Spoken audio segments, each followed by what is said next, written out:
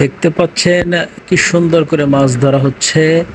প্রতিনিয়ত এরকম এসে মাছ ধরছে অনেকেই। খিলগাঁও তালতলা কবরস্থানের অপোজিটে বড় একটি লেক রয়েছে, আপনারাও চাইলে আসতে পারেন। এখানে প্রচুর মাছ রয়েছে, ওনারা প্রতিদিন ধরছে। আমি হাঁটতে হাঁটতে গিয়েছিলাম কবরস্থানের ভিতর দিয়ে, কিছুক্ষণ কবরস্থান ঘোরাফেরা করে ওনাদের ওখানে গেলাম, গিয়ে দেখতে পারলাম যে ওনারা মাছ ধরছে। পুঁটি মাছ, তেলাপিয়া, বিভিন্ন ধরনের মাছ উঠছে।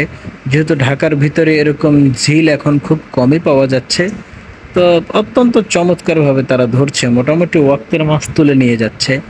আপনার যদি থাকে অভিজ্ঞতা তাহলে চলে আসতে পারেন আপনি খিলগাঁও তালতলা কবরস্থানের যে লেকটি আছে এখানে।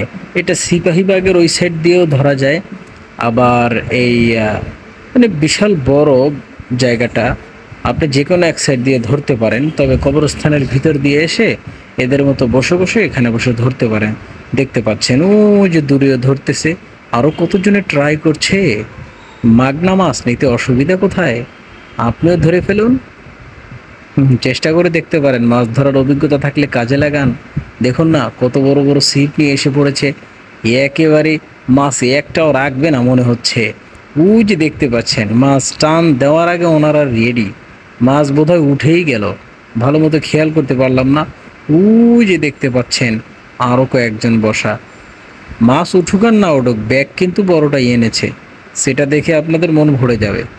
ব্যাগ কিন্তু খুব বড় করে এনেছে। ওই যে দেখতে পাচ্ছেন চতুর্দিকে মোটামুটি ওপারে আবার বাসা রয়েছে। ওই যে দেখা যাচ্ছে শুধু মাছ ধরা নয়, একটু পরে আরও কিছু দেখবেন।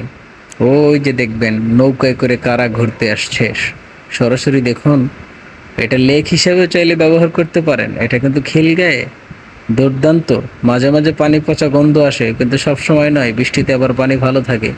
ওই যে দেখতে পাচ্ছেন নৌকায় ঘুরতে আসে, একেবারে লেডিস আছে, ছেলে মেয়ে আছে। অনেকে আবার প্রেমের কাজটাও এখান থেকে সেরে নেয়। নিরিবিলি লেক তো, কেউ কিছু বলে না। অনেকে আবার পানির গন্ধে আসেও না। যাদের পাশে বিল্ডিং আছে ওনাদের আবার দৈনিক নজরে আসে। ওনারা অবশ্য এখানে আসে না।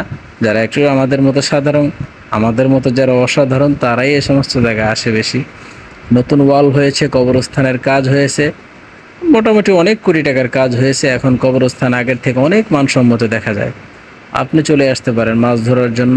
শুধু মাছ ধরার জন্য নয়, নৌকা ভ্রমণও করতে পারবেন। মোটামুটি ঘাসও আছে আশেপাশে।